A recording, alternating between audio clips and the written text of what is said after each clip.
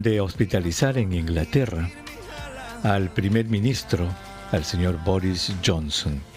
Él fue diagnosticado positivo para el coronavirus ya hace 11 días y el día de hoy, en la mañana, Inglaterra tiene 6 horas más que el Perú, 7 horas en realidad, fue hospitalizado en la unidad de cuidados intensivos.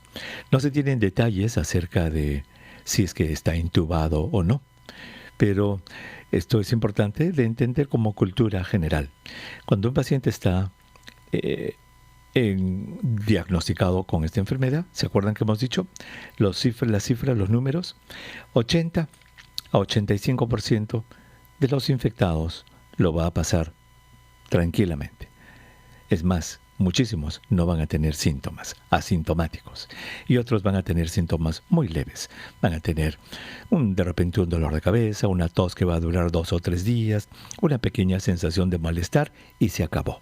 Eso es para la gran mayoría de pacientes infectados, para el 80 o el 85%. Un 10 a un 15% ya va a tener síntomas más intensos. Va a tener dolor de cabeza más fuerte, dolor de cuerpo, se va a sentir muy agotado, va a caer en cama, va a tener fiebre alta, va a tener pérdida de la olfacción, del olfato, pérdida del gusto y va a tener una tos. Y este es el síntoma más importante. Una tos persistente, fastidiosa, una tos que realmente lo va a fastidiar muchísimo. Muy bien, eso es 10 a 15%. Y el 5% restante son los pacientes que se pueden complicar. Y yo creo que el análisis de lo que le está pasando al señor Johnson puede ayudarnos a entender esta parte de la complicación. Bueno, el paciente está hospitalizado porque los síntomas son intensos, ¿verdad? La tos es muy fuerte, el dolor es muy fuerte del cuerpo y entonces tienen ya dificultad respiratoria. Ese es el criterio para hospitalizar a un paciente. Ya está con dificultad, pero está con oxígeno. ¿Ha visto las fotografías de la gente que le ponen un cosito de plástico en la nariz? Eso se llama oxígeno a baja presión, se lo ponen en la nariz. Muy bien, pero cuando el paciente ya le aumenta la dificultad respiratoria a pesar de ese oxígeno y le miden el oxígeno, porque ahora se mide en el dedo con unos aparatitos que se llaman los oxímetros y ya ese baja de un 90%, significa que el paciente ya sus pulmones están comprometidos. Y eso entonces se llama el síndrome de la dificultad respiratoria aguda. Y ese ya es un criterio para que el paciente pase de la cama común a la cama de cuidados intensivos. La pregunta es, ¿todos los pacientes que están en cuidados intensivos van a ser intubados, o sea, conectados a una máquina respiradora? Y la respuesta es no, no. Son admitidos a cuidados intensivos y allí se les va a aplicar oxígeno a una presión mayor y se les va a monitorear más frecuentemente el pulso, la respiración y sobre todo el nivel de oxígeno en la sangre.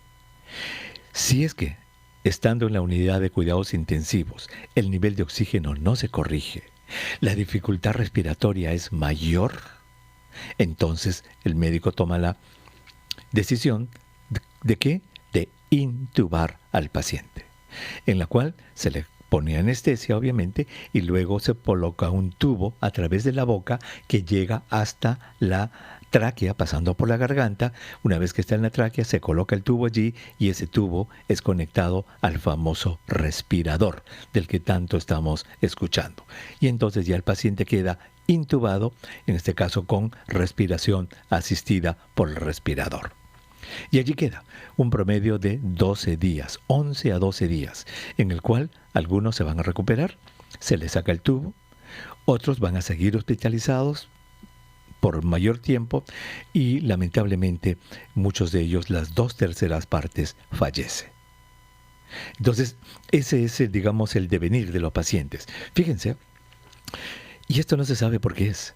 ¿Por qué alguna gente con la infección ni lo saben?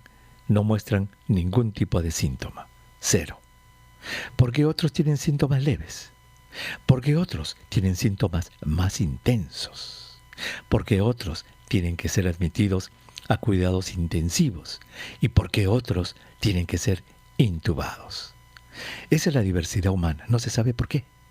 El mismo virus causa desde no síntomas hasta la muerte. Se piensa que son razones genéticas, las maneras diferentes que uno tiene de reaccionar ante un virus, lo que determinaría el tipo de respuesta que uno va a tener. El hecho que es, como eso no se puede predecir, una lotería, pues. Es una lotería.